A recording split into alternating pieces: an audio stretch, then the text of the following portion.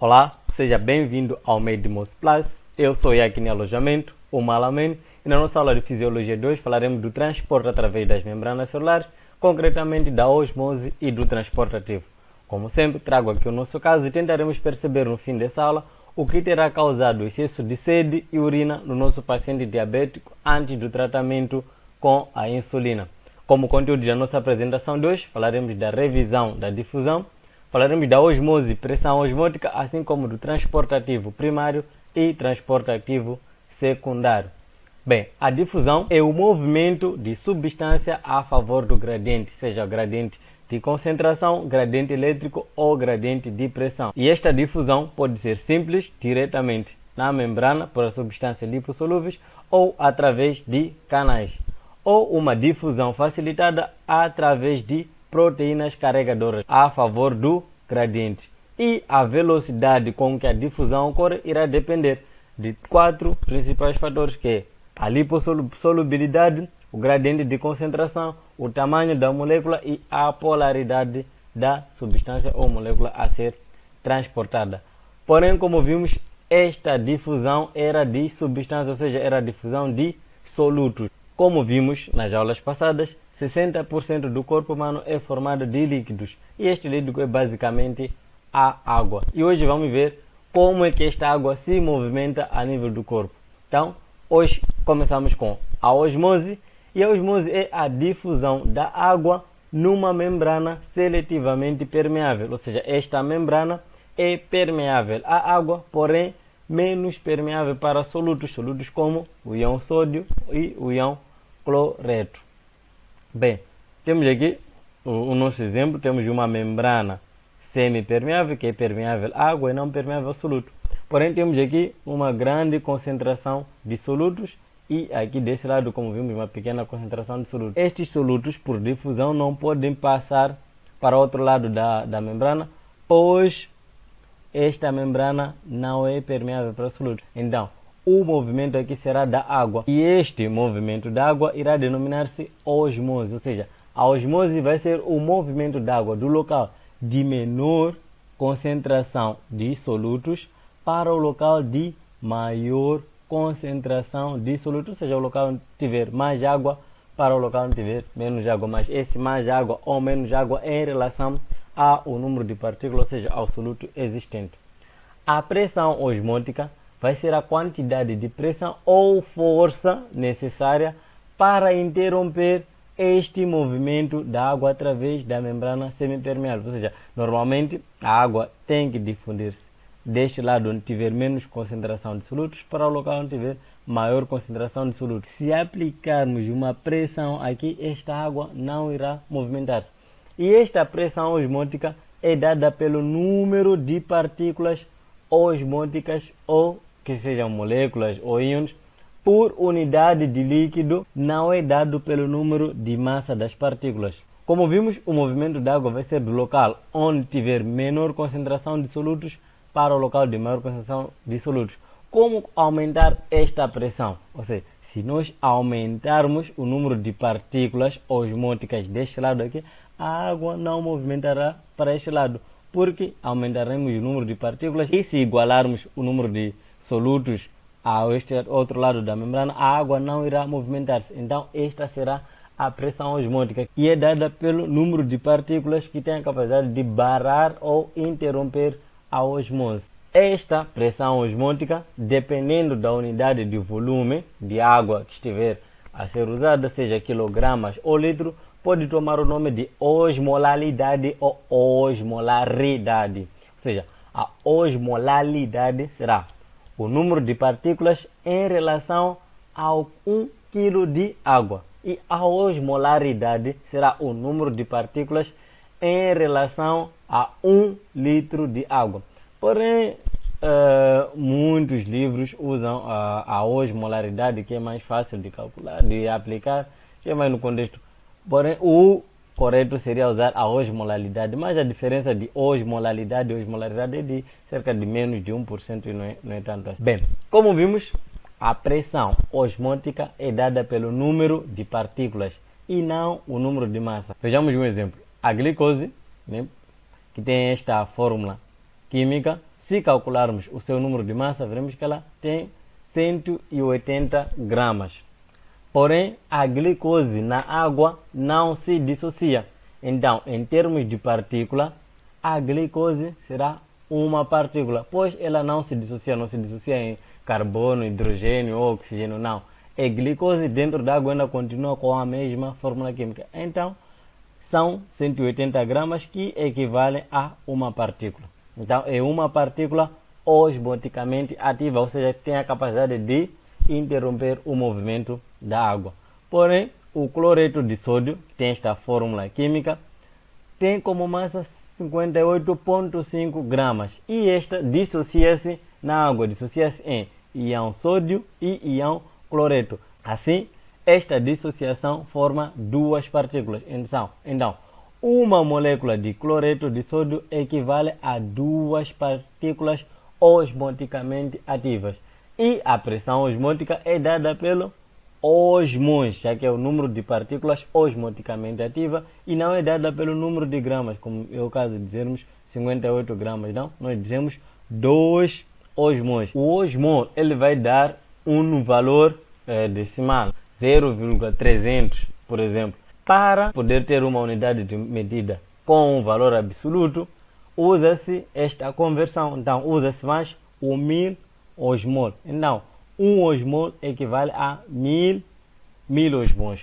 Assim, a osmolaridade do líquido extracelular e do líquido intracelular é de cerca de 300.000 osmons por quilograma de água. Ou seja, são 300.000 partículas osmoticamente ativas em cada quilograma de água. Agora passamos para o transporte ativo. Como vimos, a homeostasia é dada quando são mantidas estas concentrações, tanto fora da célula como dentro da célula. E como vimos nas aulas passadas, o líquido extracelular tem grandes quantidades de sódio, grandes quantidades de cloreto. E o líquido intracelular tem grandes quantidades de potássio, grandes quantidades de fosfato e grandes quantidades de proteína. E a manutenção dessas concentrações é que garante o bom funcionamento da célula e, por conseguinte, nós nos mantemos saudáveis. Mas se dependesse da difusão apenas para manter esta homeostasia, nós veremos aqui que o sódio, que está mais concentrado fora da célula, por diferença de concentração, o sódio tenderia a entrar todo ele para dentro da célula de forma a equilibrar-se. E esta manutenção dessas concentrações não seria possível apenas pela difusão. Daí entra o transporte ativo para poder manter esta diferença de concentração entre as membranas. E o transporte ativo é o movimento de substâncias contra um gradiente de concentração dependendo de proteínas carregadoras. E este transporte irá necessitar de uma energia adicional diferente da energia cinética que é usada no transporte passivo, ou seja, na difusão. E este transporte ativo do local onde uma substância está menos concentrada para o local onde está mais concentrada pode ser de duas formas. Pode ser por transporte ativo primário, quando esta energia adicional vem diretamente da degradação de adenosina trifosfato ou de outro composto fosfato com alta energia. Então, a energia é usada para poder transportar esta partícula. E o transporte ativo secundário, a energia deriva das concentrações geradas pelo transporte ativo primário, ou seja, é necessário que haja primeiro um transporte ativo primário para que possa acontecer um transporte ativo secundário, como veremos mais adiante. Começando aqui pelo transporte ativo primário, um dos exemplos mais estudados é a bomba de sódio e potássio. E esta bomba é a que mantém o gradiente de concentração do sódio e do potássio, ou seja, mais sódio fora da célula e mais potássio dentro da célula, também garantindo assim a voltagem negativa intracelular, ou seja, a carga negativa dentro da célula.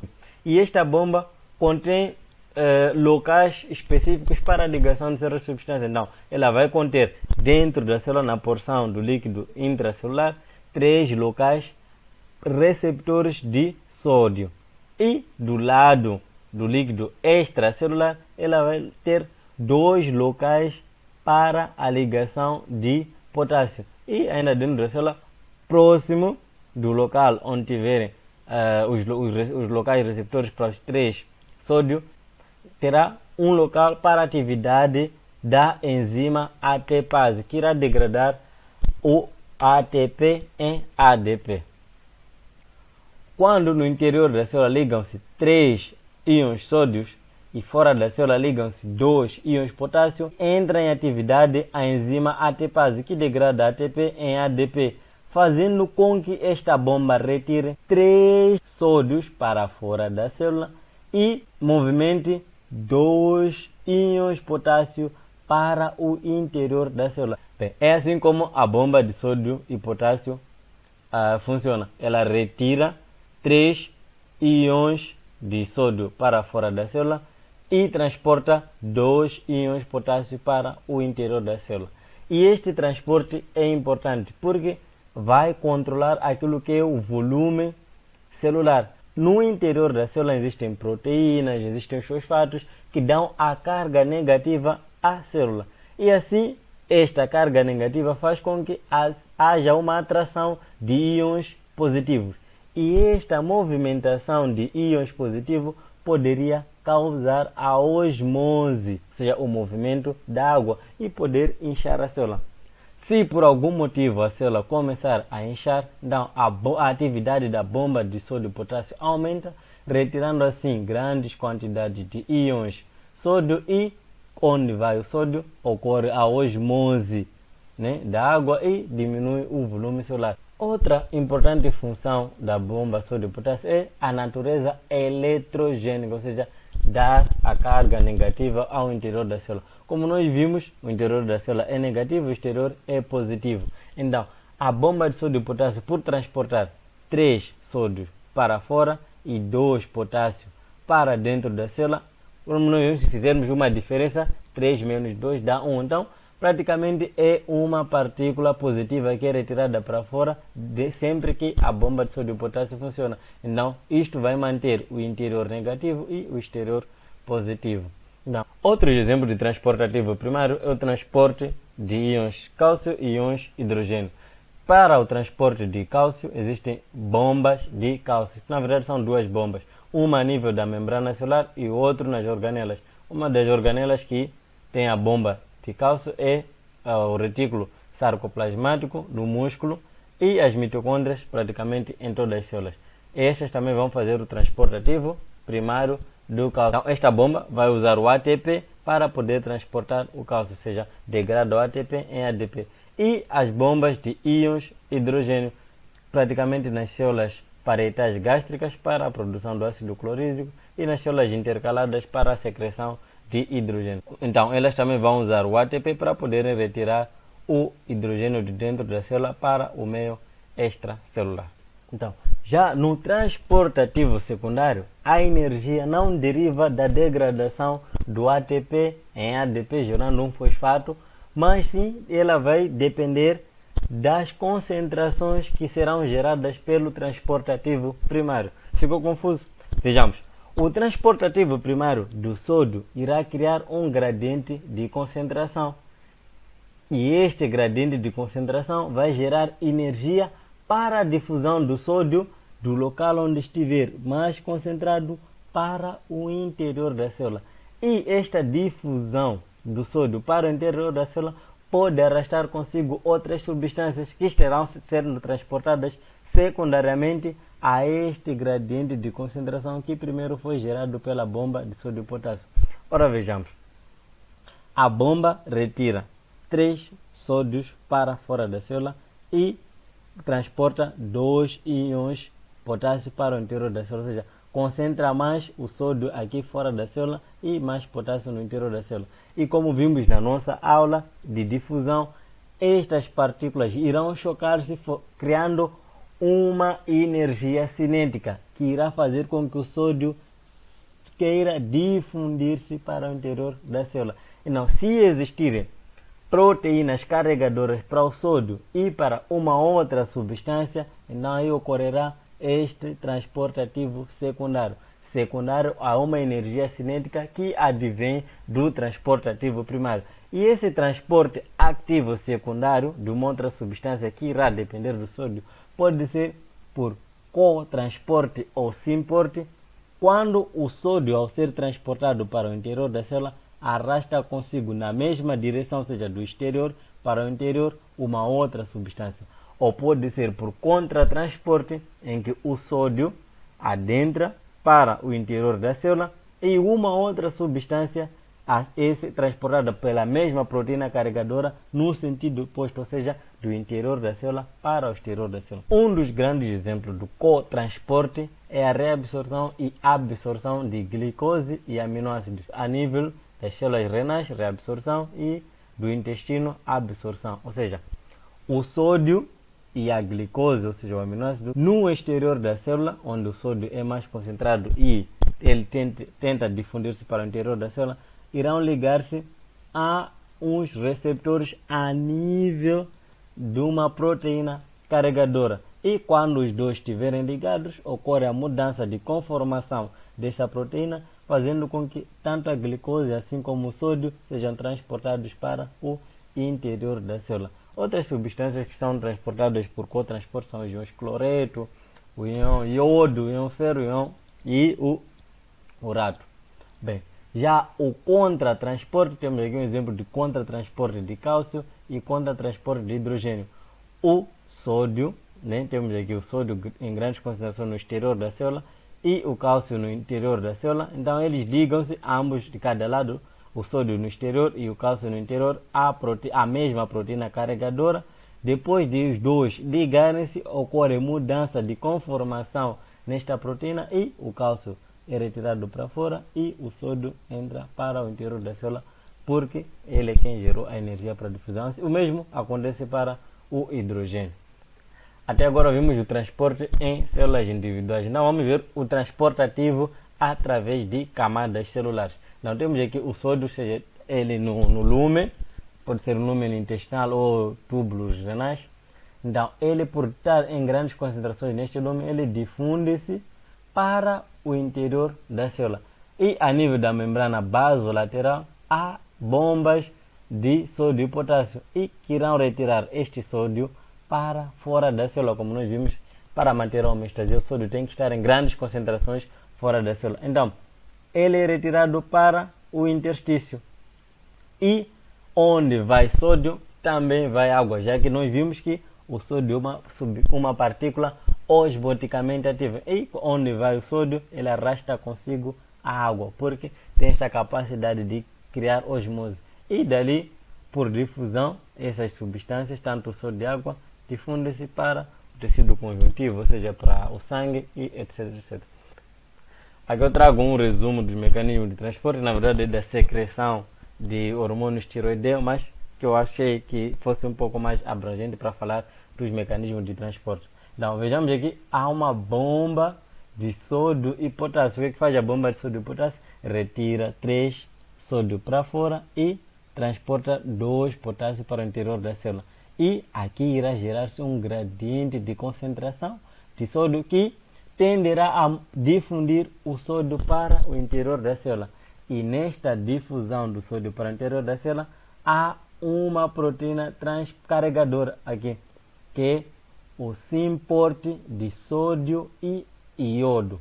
Então, o sódio, ao ser transportado para dentro da célula, arrasta consigo o iodo, que também irá aumentar as concentrações de iodo aqui dentro da célula. Então, a bomba de sódio e potássio irá de novo transportar o sódio para fora e os íons iodo no interior da célula serão transportados para o exterior da célula através de uma outra proteína carregadora, que é a pendrina, que ao transportar o iodo para fora, transporta o cloreto para o interior da célula. Então aqui ocorre o contratransporte, porque não é usado o ATP. Então há um contratransporte. Aqui temos o cotransporte, aqui o contratransporte.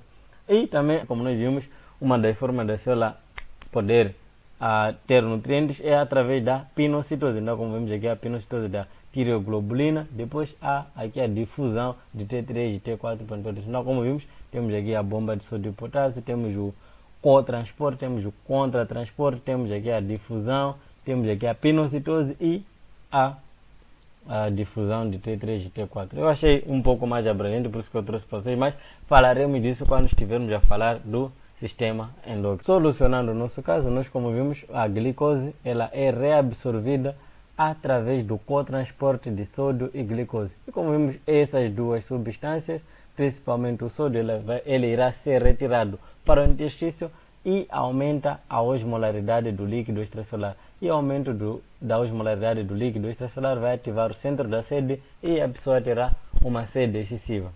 E a urina em excesso, como nós vimos, o transporte ativo, assim como a difusão facilitada, são mediadas por proteínas carregadoras e têm receptores, né, ou locais de recepção para essas substâncias.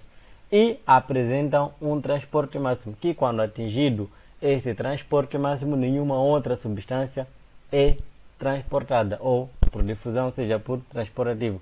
E como a glicose é uma substância osmoticamente ativa, quando ela não é transportada, ela fica no túbulo renal e vai arrastar consigo água. E esta água irá traduzir-se em urina. Urina em excesso devido à glicose, sede em excesso também porque a glicose vai causar o transporte de sódio. E trago aqui uma frase: uma leitura alegre é tão útil à saúde como o exercício do corpo. É uma citação de Immanuel Kant. Bem, para esta aula de hoje, o Tratado de Fisiologia Médica Guyton Hall, 13ª edição, capítulo 4. Eu sou Yakini Alojamento, o Malaman. Muito obrigado e nos vemos na próxima aula. Filho do chefe, eu sou filho de chefe.